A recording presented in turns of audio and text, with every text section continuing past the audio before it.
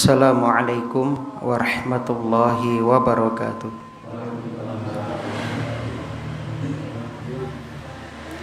Innal hamdalillah nahmaduhu wa nasta'inuhu wa nastaghfiruh wa na'udzu billahi min syururi anfusina wa sayyiati a'malina. May yahdihillahu fala mudhillalah wa may yudlil fala hadiyalah.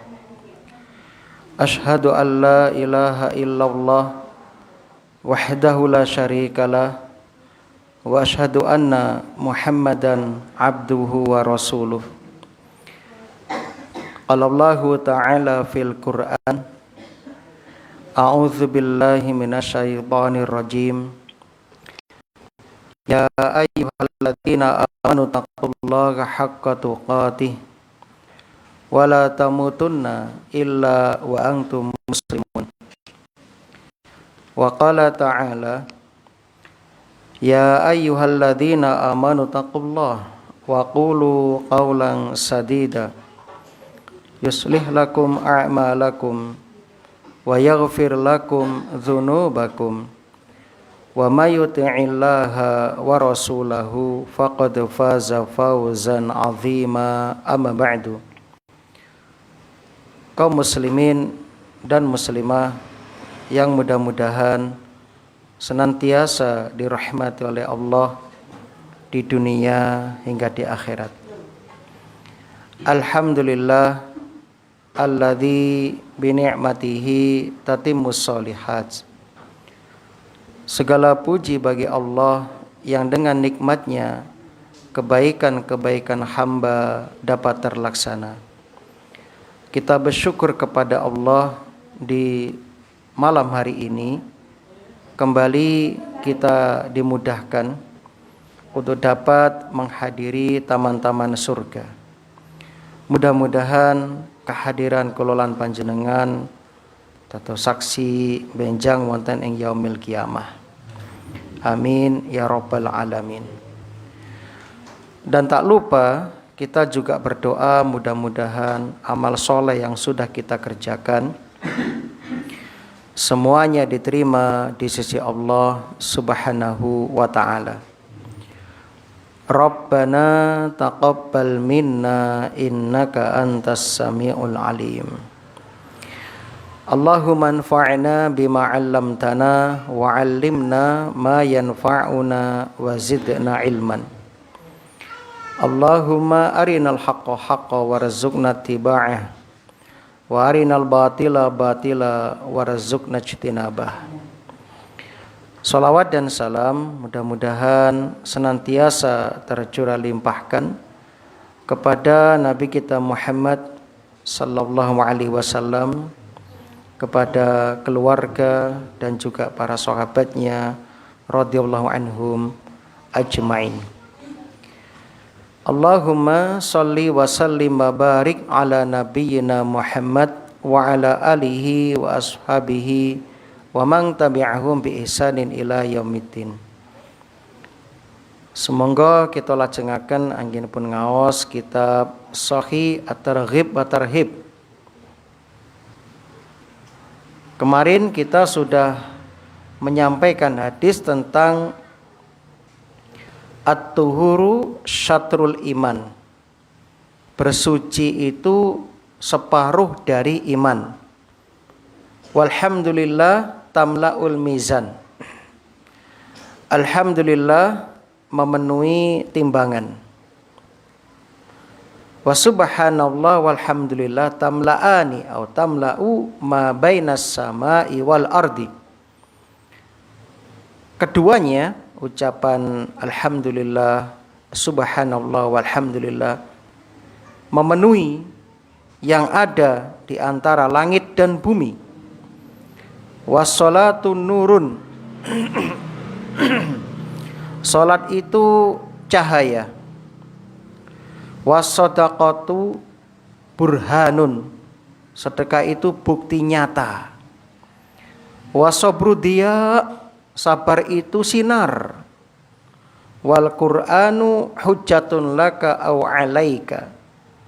dan Al-Quran adalah hujjah yang membelamu atau melawanmu. Hadis sahih riwayat Muslim nomor 223. Kemarin kita sampai pada penjelasan was-sholatu nurun. Salat itu adalah cahaya. Salat itu adalah cahaya. Jamaah rahimani wa rahimakumullah. Kemarin kita sudah menjelaskan di antara makna cahaya. Di sini ada dua makna berkaitan dengan cahaya. Yang pertama, cahaya di sini adalah cahaya yang hakiki, yang mana kololan panjenengan sangat-sangat membutuhkan cahaya di alam kubur utawi alam barzakh lan wonten ing ora-ora mahsyar, ada di padang mahsyar.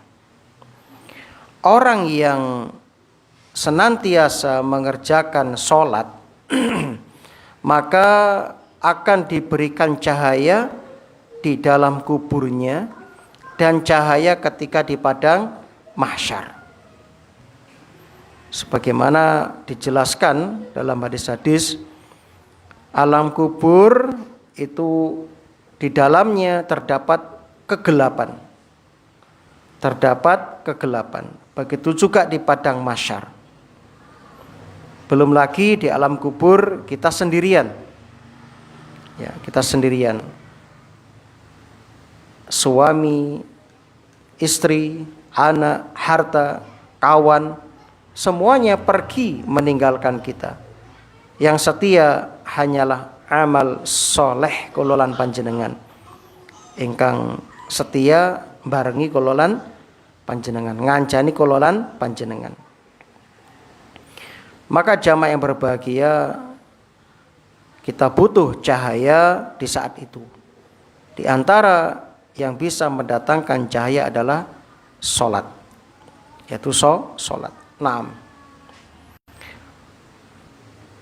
Dalam hadis riwayat ya Ibnu Majah nomor 781, riyin sampun dipun bahas, Kanjeng Nabi dawuh basyiril masyaina fi dzulam ilal masajid bin nuritam yaumal qiyamah. Berilah kabar gembira kepada orang-orang yang berjalan dalam kegelapan menuju masjid, bahwasanya mereka akan mendapatkan cahaya yang sempurna pada hari kiamat kelak. Ya. Begitu juga dalam hadis yang lain tentang sholat, riwayat Ahmad nomor 6576. Man hafadhu 'alaiha, barang siapa yang menjaga sholat, kanat lahu nuron, maka dia akan mendapatkan cahaya, wa burhanan, akan mendapatkan petunjuk, wa najatan yaumal qiyamati, mendapatkan keselamatan pada hari kiamat. Wa man lam yuhafid 'alaiha, barang siapa yang tidak menjaga sholat, lam yakun lahu nurun, maka dia tidak mendapatkan cahaya, wala burhan, tidak mendapatkan petunjuk, wala najat, tidak mendapatkan keselamatan. Wa kana yaumal qiyamati ma'a Qarun, dan di hari kiamat dia dibangkitkan bersama Qarun, wa Fir'aun, bersama Fir'aun, wa Haman, bersama Haman, wa Ubay bin Khalaf, dan Ubay bin Khalaf. Kenapa disebutkan nama-nama ini? Qarun itu tidak mengerjakan sholat karena lalai dan sibuk dengan kekayaannya. Fir'aun melalaikan sholat, tidak beribadah kepada Allah, sibuk dengan jabatannya. Haman sebagai panglimanya juga sama. Ubay bin Khalaf itu seorang pedagang, saudagar kaya di zaman kafir Quraisy. Jadi jangan sampai dunia itu melalaikan kelolaan panjenengan saking ibadah marang Gusti Allah. Ingat, tujuan kita diciptakan adalah untuk beribadah kepada Allah Subhanahu wa taala.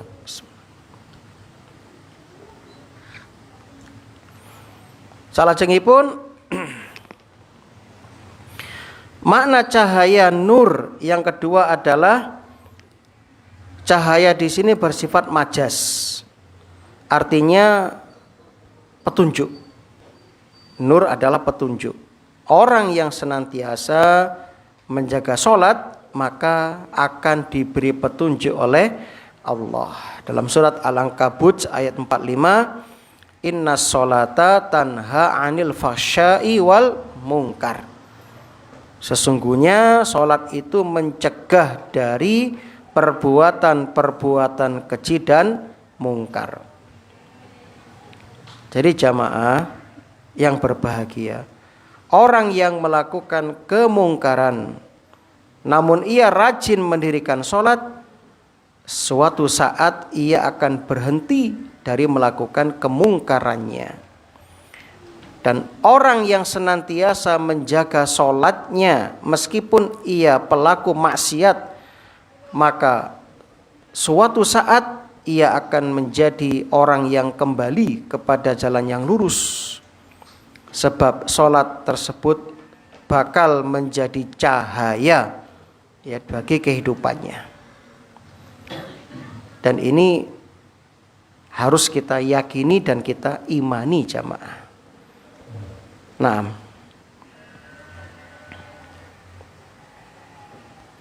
jadi kalau kita mendapati saudara kita yang masih berkubang dalam maksiat, di antara nasihatnya ajak dia untuk mengerjakan sholat.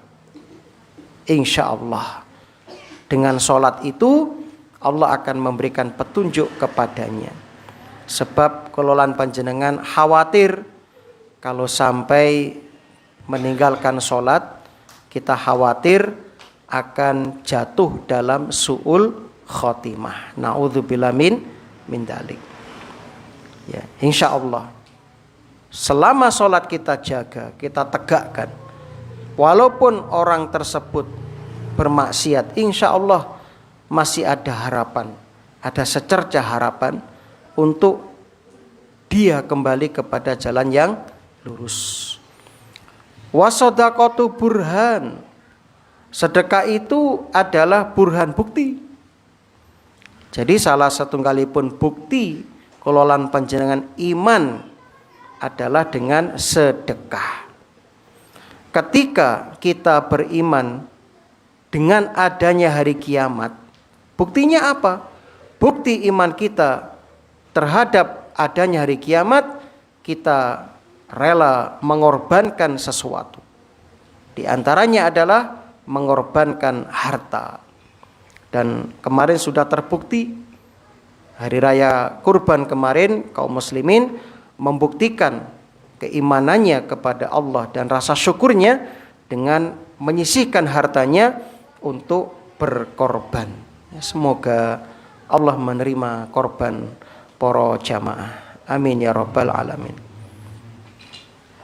Kemarin saya ketemu jamaah. Dia cerita sama saya, Ustadz, alhamdulillah saya itu ikut ya tabungan kurban. Jadi dia tuh kerja sebagai sarana prasarana di sebuah klinik. Ya, kemudian setiap dia dapat fee ngambil darah di tempat darah sana PMI ya, Palang Merah ya. Itu satu kali ngambil darah ke Jember itu dapat fee 80.000. Itu dia sisihkan untuk nabung kurban. Alhamdulillah sudah 2 tahun dia berhasil menabung. Tahun kemarin 1.200.000 dapat kambing. Tahun ini 750 sudah dapat kambing. Masya Allah, 1 tahun. Nah, 1 tahun.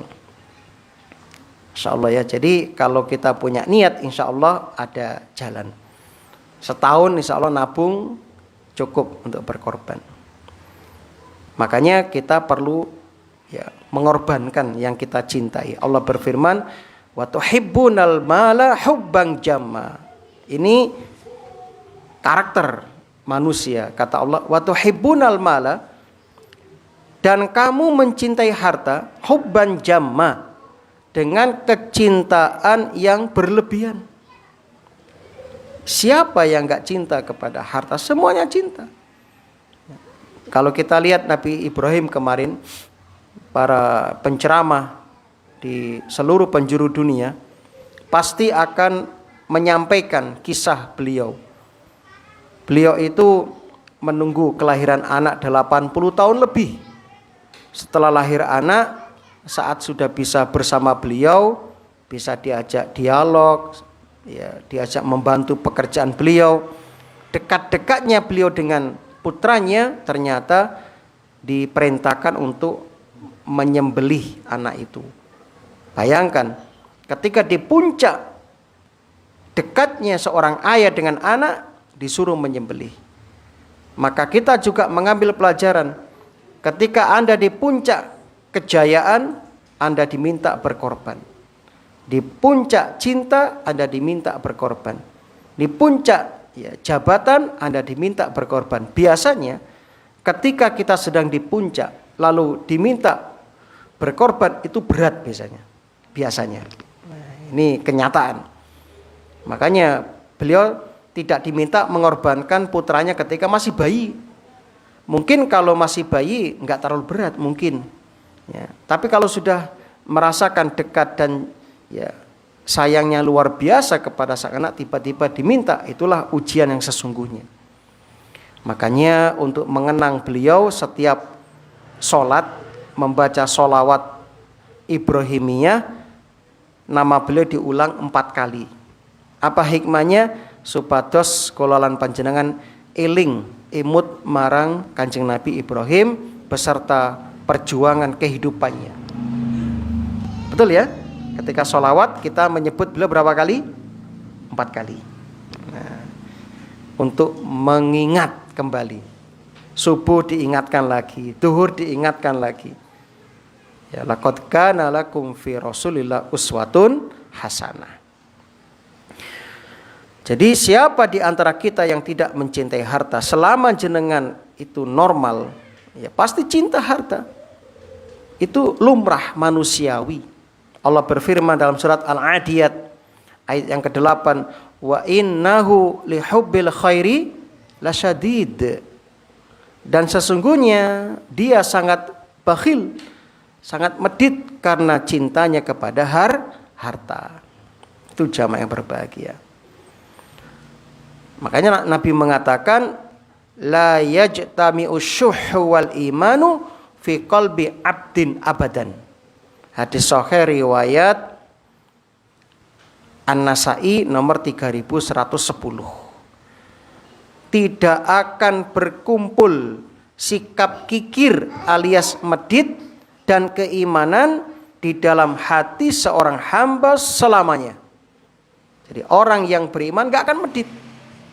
Kalau ada orang ngaku iman tapi medit, berarti imannya masih tipis dan dipertanyakan kualitas keimanannya. Nah, apalagi harta itu didapatkan dengan susah payah. Banting tulang, peras keringat, direwangi merantau, ya, dan sebagainya. Ya, nah kok tiba-tiba diperintahkan untuk zakat, tiba-tiba diperintah untuk sedekah. Makanya berat. Maka bukti keimanan kita kepada Allah dengan mensedekahkan harta itu.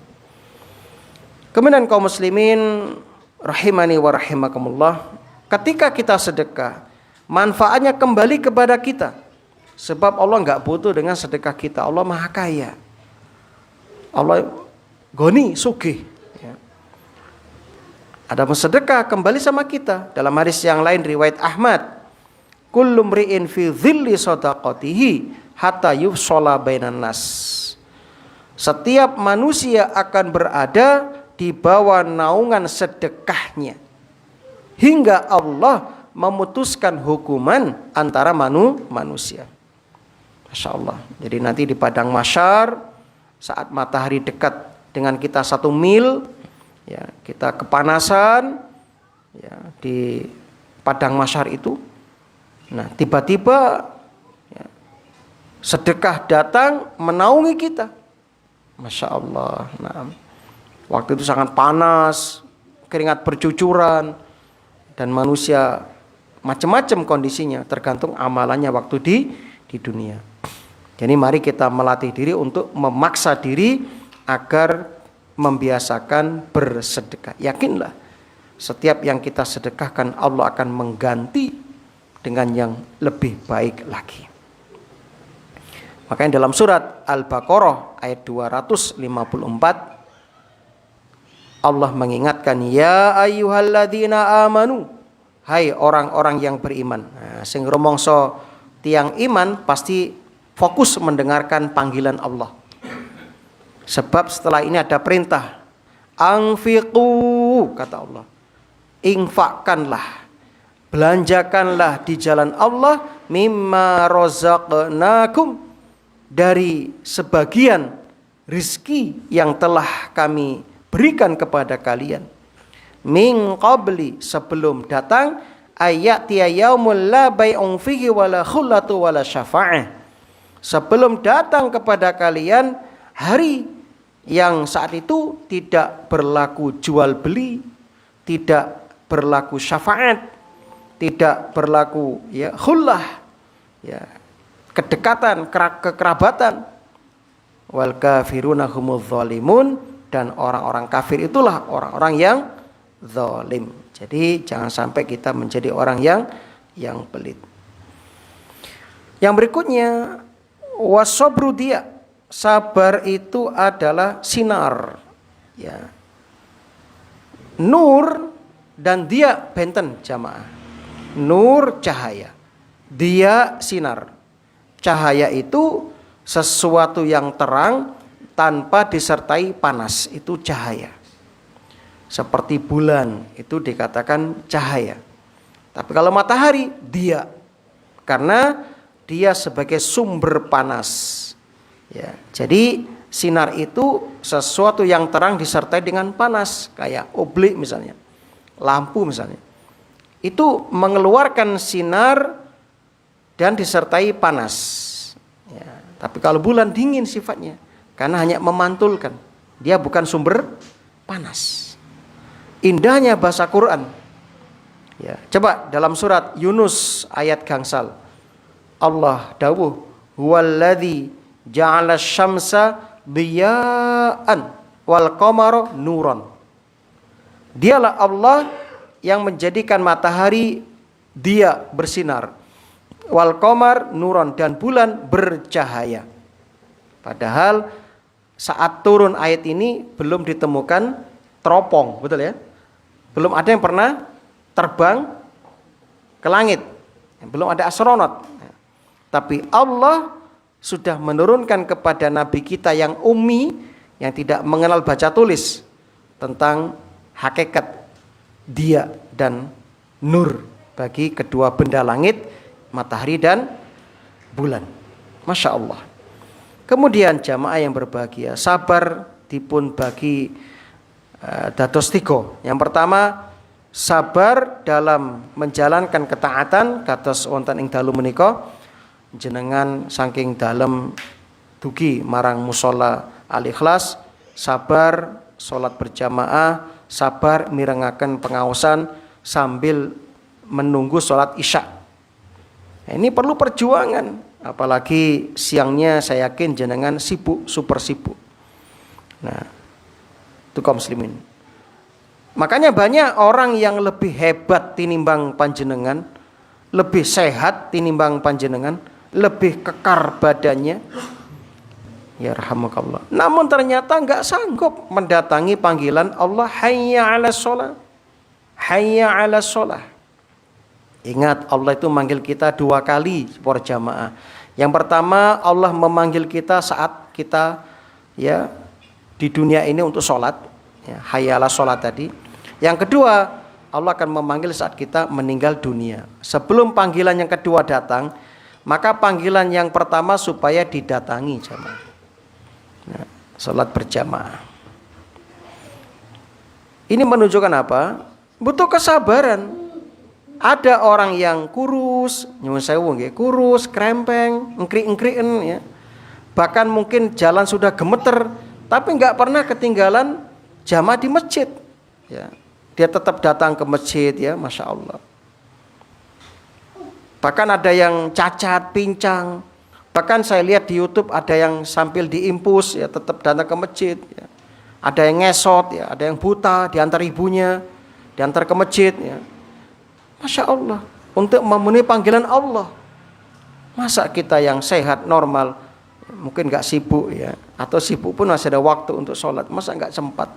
Sholat paling cuma 10 menit duhur, subuh paling cuma 5 menit ya. Sedikit dari 24 jam yang diberikan kepada kita, yang Allah minta dari kita. Kalau kita hitung paling cuma 60 menit lah sehari semalam Allah minta kita sholat. Sisanya silahkan jenengan gunakan sepuas-puasnya. Jadi sabar dalam menjalankan ketaatan, termasuk dalam berumah tangga harus sabar ya. Dalam semua ketaatan harus sabar, dalam belajar mencari nafkah harus sabar. Yang kedua, sabar dalam meninggalkan maksiat, ini juga berat ya, apalagi zaman sekarang, yang mana godaan zaman sekarang itu sangat-sangat banyak, baik godaan wanita, godaan jabatan, godaan harta ya. Yang ketiga, sabar dalam menghadapi musibah yang menimpa kita ya, takdir-takdir yang mungkin tidak enak dalam kehidupan kita, ditinggal orang yang dicintai, ditinggal anak, meninggal dunia, atau mendapat musibah dan sebagainya. Nah, inilah 3 model sabar yang apabila kita mampu menjalani ketiga model sabar ini, maka kita akan mendapatkan pahala yang tanpa batas. Tanpa batas. Yang terakhir, wal Qur'an hujjatun laka au alaika. Dan Quran akan menjadi pembelamu atau bumerang bagimu. Quran bisa menjadi menghujat dirimu. Ya. Jadi sikap kita terhadap Quran itu ya, yang pertama mengamalkannya. Yaitu sikap kita. Ada sikap yang berikutnya di antara manusia, semoga kita enggak termasuk kelompok ini, ada orang yang tidak mengamalkannya. Nah, maka sikap kita adalah yang pertama, kita harus mengamalkan Al-Quran. Ya, membaca dan mengamalkannya. Jangan menjadi sifat yang kedua. Ya. Jadi nanti Quran akan datang menjadi pemberi syafaat. Nah, mudah-mudahan ya kita termasuk yang mendapatkan syafaat dari Al-Quran. Hadis salajengipun, anna nabiyya sallallahu alaihi wasallam kharaja fi syita'i wal waraq yatahafatu. Saat temene Kanjeng Nabi sallallahu alaihi wasallam kharaja, keluar. Kanjeng Nabi medal fi syita, di musim dingin, wal waraq, sedangkan daun-daun ya yatahafatu, berguguran. Fa akhadha bi ghusnin min syajaratin. Kemudian Nabi mengambil ranting pohon. Ya. Faqal, dan Nabi Dawud, ja'ala dzalikal waraq yatahafatu. Ya Abu Dzar, terus Kanjeng Nabi, "Hai Abu Dzar." Jawaban Abu Dzar, "Labbaik ya Rasulullah." Dalem ya Rasulullah. "Innal 'abdal muslima," sesungguhnya seorang hamba muslim, la yusolli sholata yuridu biha wajhallah, yang dia mengerjakan sholat ya, yang dia mengerjakan sholat dengan maksud semata-mata menginginkan pahala dari Allah, ridhonya Allah, fatahafatu anhu dzunubuhu kama yatahafat, maka akan berguguran dosa-dosanya seperti ranting yang berguguran daun-daunnya ini. Ya, Masya Allah. Hadis ini riwayat Ahmad dengan sanad yang hasan. Ya, di sini menjelaskan keutamaan sholat. Sholat itu menghapus dosa. Hadis berikutnya riwayat Muslim, laqitu Sauban maula Rasulillah sallallahu alaihi wasallam. Aku berjumpa dengan Sauban, mantan budak Nabi sallallahu alaihi wasallam. Maula itu mantan budak. Faqultu, aku berkata, akhbirni, kabarkan kepadaku bi amalin a'maluhu yudkhilunillah bihil jannah. Suatu amal yang bisa aku kerjakan, yang dengan amal itu Allah memasukkan diriku ke dalam surga. Atau dalam riwayat yang lain, bi ahabbil a'mali ilallah, dengan amal yang paling dicintai oleh Allah. Fasakata, nulis Kanjeng Nabi Mendel, diam. Summa sa'altu, fasakata, lalu aku bertanya, Nabi tetap diam sampai 3 kali. Kemudian Nabi menjawab, sa'altu an dzalik Rasulullah sallallahu alaihi wasallam, alaika bi kasrati sujud lillah. Nah, ini keutamaan sujud. Kata Rasul, perbanyaklah sujud untuk Allah. Fa innaka la tasjudu lillahi sajdatan. Karena tidaklah kamu sujud 1 kali kepada Allah, illa rafa'aka Allahu biha darajatan. Allah akan mengangkat dirimu 1 derajat dengan sujud itu. Wa hatta biha anka khati'atan. Dan Allah akan menghapus ya dengan sujud itu 1 kesalahan darimu. Hadis sahih. Ini menunjukkan keutamaan memperbanyak sujud. Memperbanyak sujud artosipun memperbanyak sholat. Ya. Kalau sholat yang wajib sudah dilaksanakan, maka perbanyak sholat sunnah. Ya, itu maksudipun, bukan berarti sujud, menang-menang sujud enggak, tapi sholat. Ya, misalnya waktu duha ya sholat duha. Ya, dengan ya, kiat lan waktalipun tasik. Ya longgar, tambah bisa 2 rakaat, 4 rakaat, atau ya 8 rakaat. Itu biasanya Nabi paling banyak 8 rakaat. Yang penting istiqomah lah.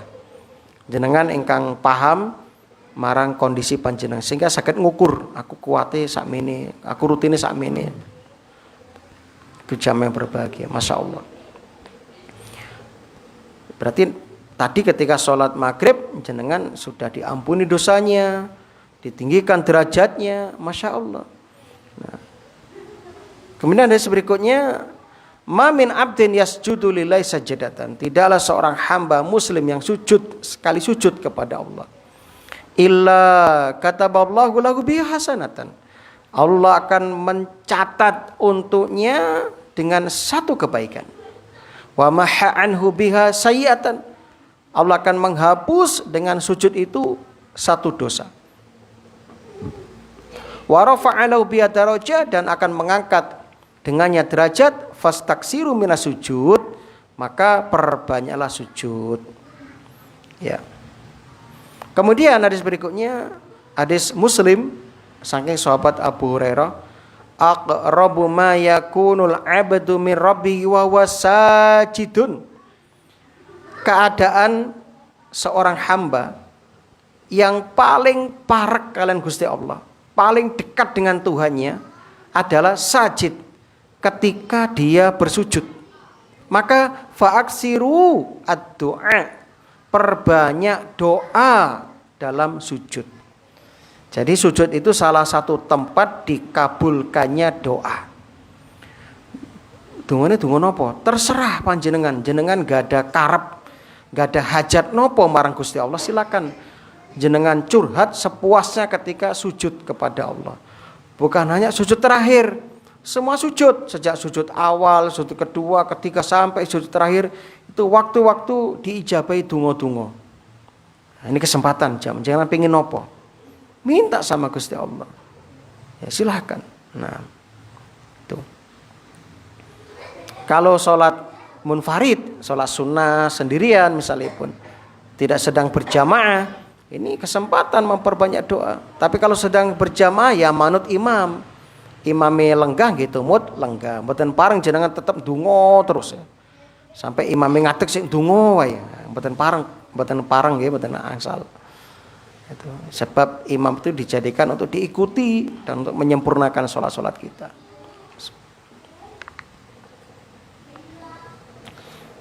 Dongane pripun Ustaz? Napa angsal damel bahasa Jawi boleh? Ya, ulama berpendapat boleh. Ya, saat sujud berdoa menggunakan bahasa Jawa.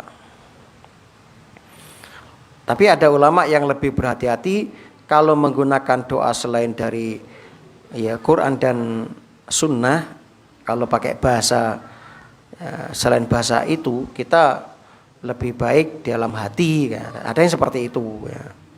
Ada juga yang melonggarkan. Yang jelas ini waktu dikabulkannya doa.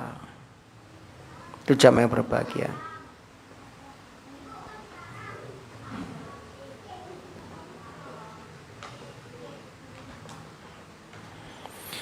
Nah, jadi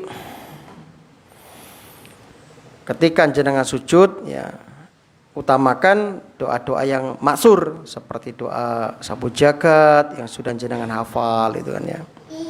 Itu boleh. Anda berdoa seperti itu boleh. Ya. Tapi niatnya bukan membaca Quran, tapi meminjam lafadz dari Al-Qur'an. Sebab sabu jagat itu bagian dari doa yang ada di dalam Al-Quran seperti itu. Jadi bahasanya apa? Meminjam bahasa dari Al-Quran. Nah,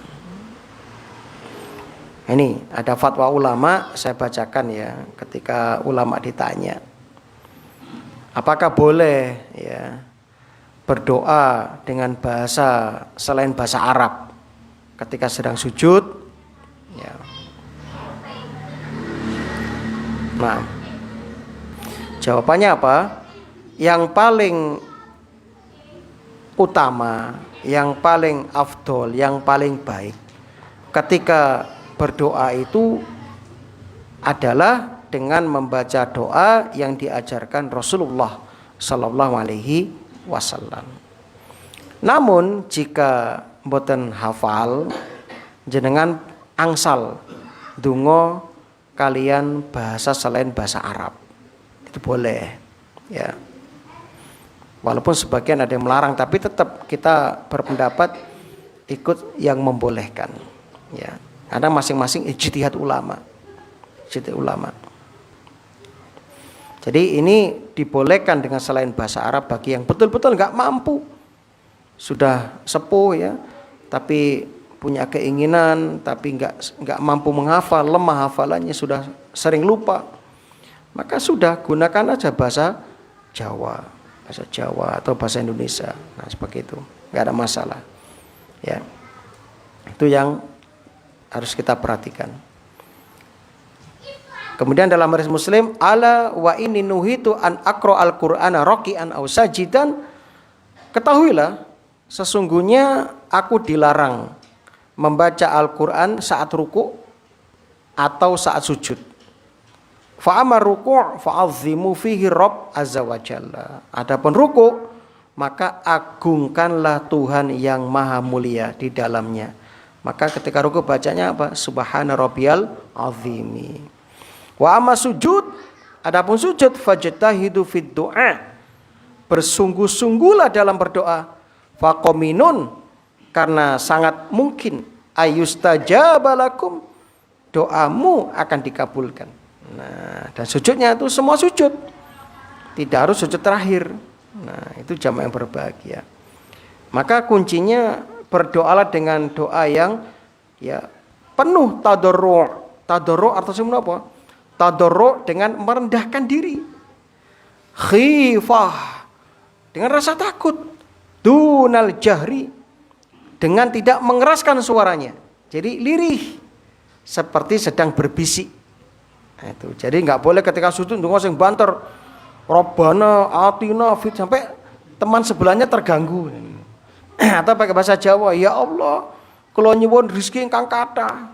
Ya, nggak boleh. Ya, tetap syarat doa dalam surat Al-A'raf ayat 205, tadarru' khifa dunal jahri minal qawli, dengan merendahkan diri, dengan rasa takut dan tidak mengeraskan suaranya. Nah itu. Bahkan dalam surat Al-Isra ayat 110, wala tajhar bi sholatika wala tukhafit biha wabtaghi baina dzalika sabila. Janganlah kamu mengeraskan suaramu dalam sholatmu, yakni dalam doamu, dan jangan pula merendahkannya, dan carilah jalan tengah di antara keduanya. Jadi tengah-tengah, nggak terlalu banter, nggak terlalu lirih gitu kan ya. Jadi pertengahan, sehingga tidak mengganggu teman sebelah kita. Idna darabbahu nidaan khafiyya, ketika dia menyeru Tuhannya dengan seruan yang lembut, ya. Surat Al-Qamar tentang Nabi Nuh. Kalau Nabi Zakaria nidaan khafiyya, doa yang lembut. Kalau Nabi Nuh fada'a rabbahu anni maghlubun fangtasur, maka ia menyeru sesungguhnya aku ini adalah orang yang dikalahkan, maka tolonglah aku. Ya.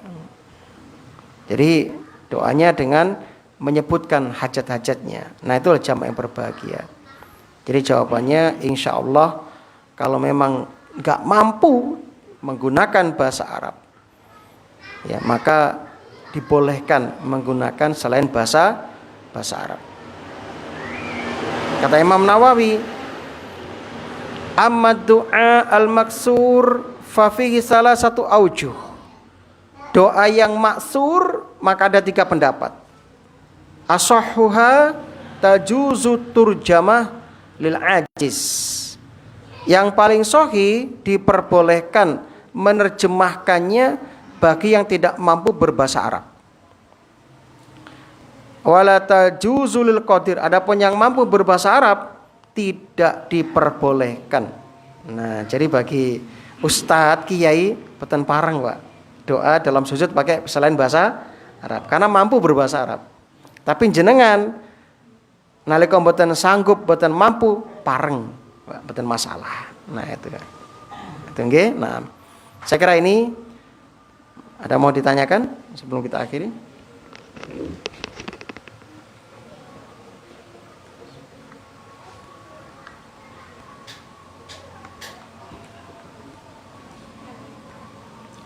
Kalau nggak ada, alhamdulillah, semoga ini bermanfaat ya. Dan mudah-mudahan Allah Subhanahu wa taala menjadikan ilmu yang kita pelajari menjadi ilmu yang bermanfaat. Amin ya rabbal alamin. Kita tutup dengan membaca doa yang Nabi ajarkan. Allahumma sholli ala Muhammad wa ala ali Muhammad. Allahumma qsim lana min khasyatika ma yahulu bainana wa baina ma'asik, wa min ta'atika ma tuballighuna bihi jannatak, wa minal yaqini ma tuhawwinu bihi alaina musibatid dunya, wa mati'na bi asma'ina wa absarina wa quwwatina ma ahyaitana, waj'alhul waritha minna waj'al sa'rana ala man zalamana wansurna ala man adana wa la ta'jal musibatana fi dinina wala taj'alid dunya akbar hammina wala mablagha ilmina wala tusallit alaina ma la yarhamuna rabbana hab lana min azwajina wa dzurriyyatina qurrata a'yun waj'alna lil muttaqina imama. Allahumma tawaffana 'alal islam was sunnah, Allahumma rzuqna husnal khitam, rabbana atina fid dunya hasanah wa fil akhirati hasanah wa qina adzabannar. Amin ya rabbal alamin. Subhanakallahumma wa bihamdika asyhadu an la ilaha illa anta astaghfiruka wa atubu ilaik. Aqulu ma tasma'un. Assalamualaikum warahmatullahi wabarakatuh.